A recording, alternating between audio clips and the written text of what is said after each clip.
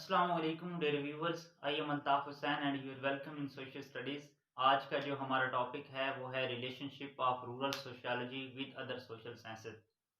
हमने आज अपने इस टॉपिक में, आज के लेक्चर में, रूरल सोशियोलॉजी का अदर सोशल साइंसेज के साथ रिलेशनशिप देखना है। और उसमें आज हम पार्ट वन में सिर्फ रूरल सोशियोलॉजी का सोशियोलॉजी के साथ, अर्बन सोशियोलॉजी के साथ, हिस्ट्री के साथ और पॉलिटिकल साइंस के साथ रिलेशनशिप देखेंगे। नेक्स्ट जो होंगे तो इंशाल्लाह उसको हम नेक्स्ट लेक्चर में डिस्कस करेंगे पार्ट टू में। तो स्टार्ट करते हैं अपना टॉपिक। बिस्मिल्लाहिर्रहमानिर्रहीम। सबसे पहले रूरल सोशियोलॉजी का और जो अदर सोशल साइंसेस का ये रिलेशनशिप है, इसको हम थोड़ा सा पढ़ते हैं कि क्या ये रिलेशनशिप किस हद तक है, किस तरह से है। तो इनके दरमियान रूरल सोशियोलॉजी है, अदर सोशल साइंसेस के साथ इसका एक डीप रिलेशनशिप है। ताल्लुक किस तरह से गहरा है, जब भी ये अपनी स्टडी है इसको कंप्लीट करने के लिए, अपने मकासद को पूरा करने के लिए, ये किसी हद तक दूसरी सोशल साइंसेस पे इन्हसार करती है। और कुछ जो सोशल साइंसेस हैं अपनी स्टडी के लिए फिर इस पे इन्हसार करती हैं। तो ये एक दूसरे पर जो इनका इन्हसार है वो ही इनका रिलेशनशिप है। ये जो सब सोशल साइंसेस हैं, ये क्योंकि मुआशरे को स्टडी कर रही हैं और रूरल सोशियोलॉजी भी रूरल सोसाइटी को स्टडी कर रही है, तो इसका ऑटोमेटिकली दूसरी जो सोशल साइंसेस हैं उनके साथ रिलेशनशिप होता है। ठीक है, एक काम को पूरा करने के लिए वो दूसरों पर इन्हसार करता है। इसकी हम एक छोटी सी मिसाल लेते हैं। एक किसान है, उसने फसल बोनी है, तो उसके लिए उससे सबसे पहले खाद की जरूरत होती है। ठीक है, खाद के लिए वो किस पे इन्हसार करता है? फैक्ट्री वालों के साथ। उसको उनके साथ एक लिंक बन गया। फिर उसने गंदम उठाई, फसल उठा ली, ठीक है, पक गई, काट ली। उसके लिए उसे जो औजार हैं उसके लिए भी उसे फैक्ट्री वालों से, फिर उसने उसे मार्केट में लेके जाना है ट्रांसपोर्टेशन के लिए, उसके ट्रांसपोर्ट वालों से उसका रिलेशनशिप होगा। फिर उसके लिए वो आगे मंडी में जब वो ताजरों के साथ उसका एक ताल्लुक बनेगा। तो इसी तरह मकसद उसका क्या है? वो एक बंदा है, एक किसान है, तो उसका इसी तरह एक छोटे से मतलब पॉइंट्स को हम देखते हैं तो उसका कितने बंदों के साथ रिलेशनशिप बन गया। इसी तरह हर जो फील्ड है सोशल साइंस की, ये भी डिफरेंट चीज़ों को स्टडी करती है, अपने पॉइंट्स में काफ़ी चीज़ें रखती है। तो उसने क्या करना है, उसका भी दूसरी सोशल साइंसेस के साथ बड़ा गहरा ताल्लुक होगा। तो यही हमने ताल्लुक पढ़ना है कि किस हद तक ये एक-दूसरे से रिलेट कर रही हैं, किस तरह से इन्हसार कर रही हैं और ये किस तरह से इनका इन्हसार, ये क्या-क्या चीज़, इसका इनका मकसद क्या है एक-दूसरे के साथ। ठीक है, क्लियर रिजल्ट्स और रिकमेंडेशंस जो हैं, कंक्लूजन है, उसके लिए बहुत ज़रूरी है कि जो रूरल सोशियोलॉजी है दूसरी सोशल साइंसेस के साथ अपना ताल्लुक रखे। ठीक है, क्लियर रिजल्ट्स के लिए रूरल सोशियोलॉजी दूसरे सोशल साइंसेस के साथ अपनी प्रॉपर वर्किंग के लिए उसको ये करना पड़ता है कि वो दूसरी सोशल साइंसेस के साथ अपना ताल्लुक रखे। इसमें हम एक छोटी सी एक डेफिनेशन देख लेते हैं। According to Gillin and Gillin, ये जो डेफिनेशन होगी हमें रूरल सोशियोलॉजी किस तरह दूसरी सोशल साइंसेस के साथ या किस तरह से ये एक पॉइंट है वो हमें समझाएगी कि different social sciences study the same object. Object एक ही होगा। ऑब्जेक्ट क्या होता है? कोई सोशल प्रॉब्लम हो गया, या हम कह सकते हैं कि सोसाइटी है, सोसाइटी को हर जो सोशल साइंसेज हैं वो सोसाइटी को स्टडी करती है। लेकिन क्या है, but with the different point of view.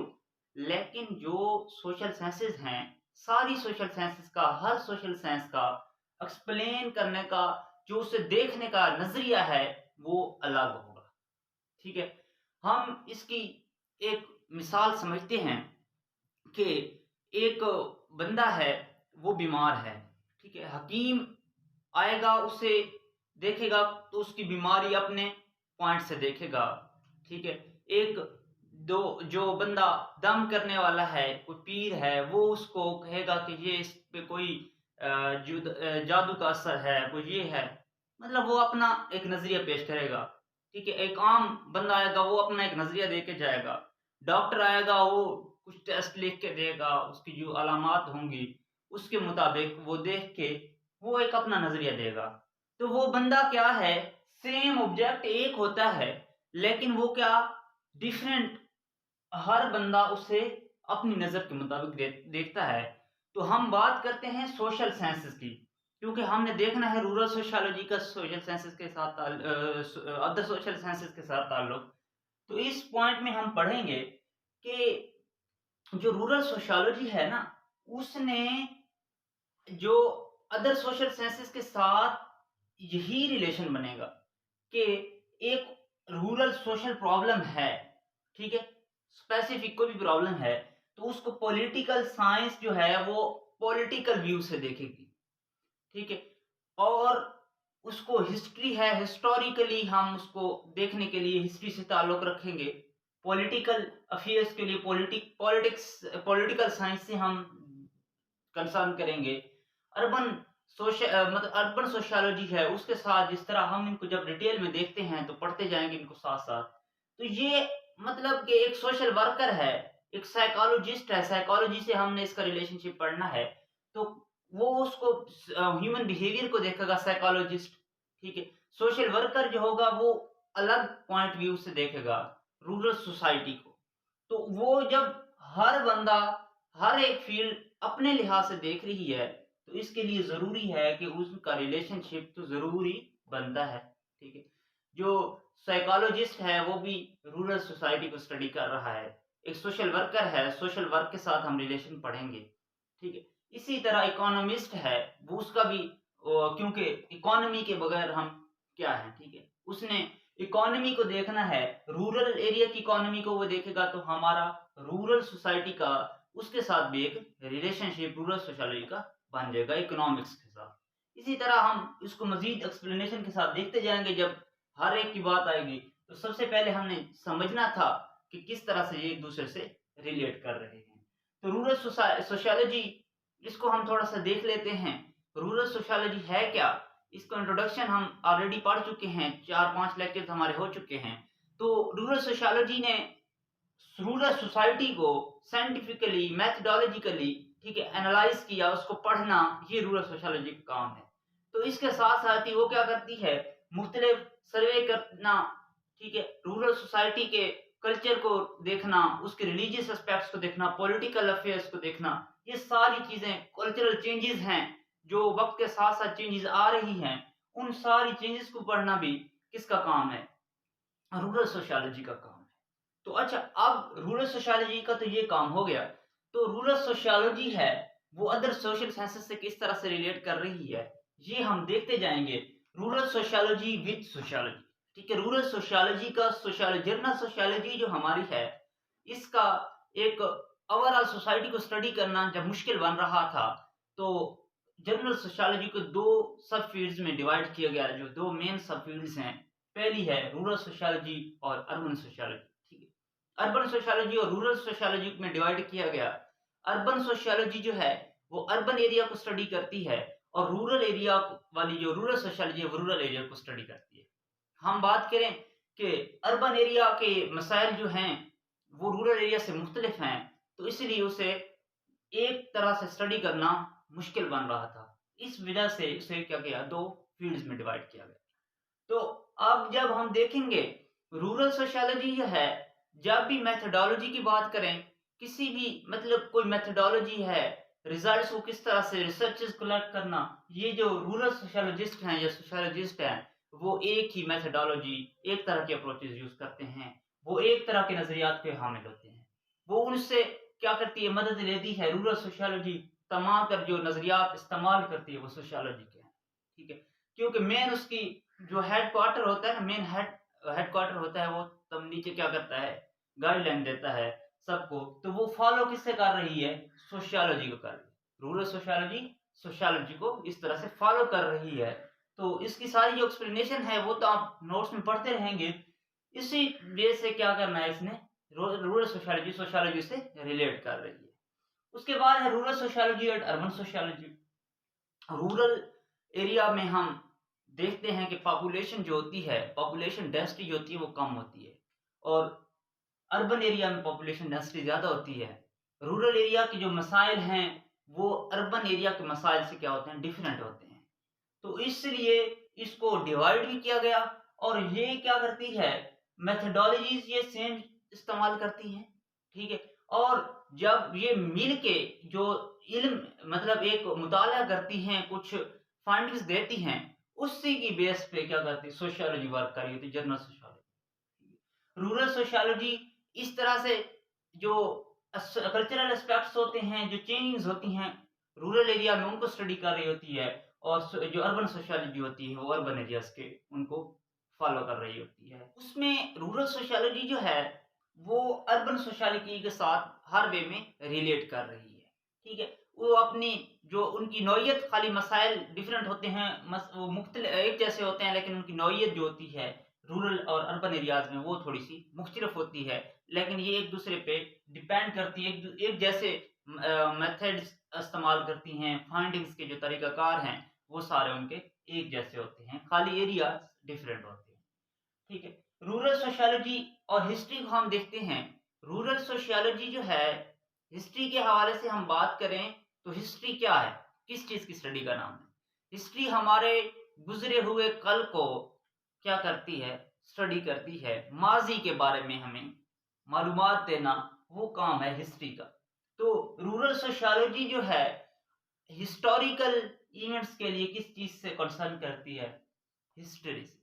History मतलब अपने पास्ट को जानने के लिए। अगर रूरल सोशियोलॉजी ने अपना एक रूरल सोसाइटी की एवोल्यूशन देखनी है तो वो किससे कंसर्न करेगी, हिस्ट्री से। हिस्ट्री, तारीख को वो पढ़ेगी। एक रूरल सोशियोलॉजिस्ट, हमारे जो मशहूर सोशियोलॉजिस्ट हैं, कार्ल मार्क्स है, मैक्स वेबर है, तो इन्होंने हिस्टोरिकल पॉइंट ऑफ व्यू से सोसाइटी को स्टडी किया। तो इन्होंने जो हिस्टोरिकल पॉइंट ऑफ व्यू से सोसाइटी को स्टडी किया कि हिस्ट्री में किस तरह से चेंजेस आए, मुआशरा किस तरह से बदला, मुआशरे में किस तरह से तब्दीलियां आई, पहले क्या था, फिर क्या वक्त के साथ साथ जो चेंजेस आए, जो तब्दीलियां आई, उनको नोट किया गया। और वो चेंजेस जो थी, वो तब्दीलियां थी, किसकी वजह से मुमकिन हुई, उनको पढ़ना कि जो सोसाइटी है वक्त के साथ साथ किस तरह से बदली, वो हमें बता कौन रहा था, हिस्ट्री बता रही थी। और इन चीजों को अगर एक रूरल सोशियोलॉजिस्ट पढ़ना चाहेगा तो उसे क्या करना पड़ेगा, हिस्ट्री से कंसर्न करना पड़ेगा। तो आज जो हमारा प्रेजेंट चल रहा है, तो ये कल के दिन क्या होगा, पास्ट हो जाएगा।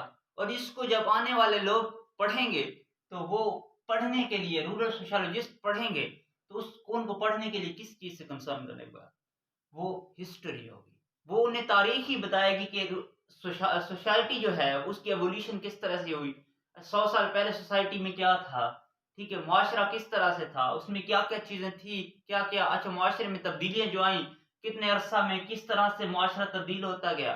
रूरल सोसाइटी हो चाहे अर्बन सोसाइटी हो, कोई भी सोसाइटी हो, वो किस तरह से तब्दील हुई, उसमें किस तरह से तब्दीलियां आई, ये सारी चीजें पढ़ने के लिए वो हिस्ट्री से ताल्लुक रखते हैं, पढ़ते हैं, कंसर्न करते हैं, ठीक है। Political science, political affairs, rural sociology जो है रूरल सोसाइटी के पॉलिटिकल अफेयर्स को भी तो स्टडी कर रही होती है।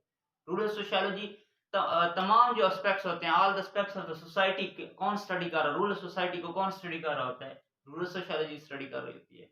तो जब इसको पॉलिटिकल अफेयर्स की बात आती है तो वो रूरल पॉलिटिकल साइंस से कंसर्न करती है, ठीक है। लेकिन पॉलिटिकल साइंस ने जब रूरल एरिया में पॉलिटिकल अफेयर्स को स्टडी करना होता है तो वो रूरल सोशियोलॉजी से कंसर्न करती है। एक दूसरे से ये क्या रिलेशनशिप में रहते हैं, तभी ये अपनी कारकर्दगी, अपनी परफॉर्मेंस जो है उसको बेहतर कर सकते हैं। यहाँ पर एक पॉलिटिकल स्ट्रक्चर समझना है, पॉलिटिकल पॉलिसीज, ऑर्गेनाइजेशन सिस्टम वहां का समझना है रूरल एरियाज का, तो पॉलिटिकल साइंस किस चीज से कंसर्न करेगी, रूरल सोशियोलॉजी से कंसर्न करेगी। उससे देखेगी कि वो क्या कर रहा है, उसने रूरल सोशियोलॉजी से सॉरी उसने रूरल सोसाइटी को पढ़ने के लिए रूरल सोशियोलॉजिस्ट से ताल्लुक बनाना पड़ेगा, और उसके बाद ही वो अपने काम में, अपने मकसद में कामयाब हो सकेगी। मेथोडोलॉजीज की जो बात करें तो उनकी मेथोडोलॉजीज जो है हमारा जो गवर्नमेंट पॉलिसीज हैं, गवर्नमेंट है, पॉलिटिकल सिस्टम है, उसको सारा कुछ वो रन करने के लिए पॉलिटिकल साइंस वर्क कर रही है। लेकिन उसका जो रिलेशनशिप सिर्फ रूरल एरिया की जब वो स्टडी करने के लिए आएंगे तो उस टाइम वो क्या करेंगी, रूरल सोशियोलॉजी के साथ, रूरल सोशियोलॉजिस्ट के साथ उनकी फाइंडिंग्स को उन्हें पढ़ना उनकी मजबूरी है, उनके साथ कंसर्न करना उनकी मजबूरी है। ये आज हमारा टॉपिक था जिसमें हमने सिर्फ ये 4 इनके रिलेशनशिप पढ़े हैं और इसकी थोड़ी जो एक बैकग्राउंड सा बना के एक बेस जो हमने बनाई है। तो इंशाल्लाह नेक्स्ट हम अगले टॉपिक में इकोनॉमिक्स के साथ, साइकोलॉजी के साथ, सोशल वर्क के साथ, एंथ्रोपोलॉजी के साथ, डिफरेंट और भी सोशल साइंसेस के साथ इसका रिलेशनशिप पढ़ेंगे। तो इंशाल्लाह मिलते हैं नेक्स्ट लेक्चर में। अल्लाह हाफ़िज़।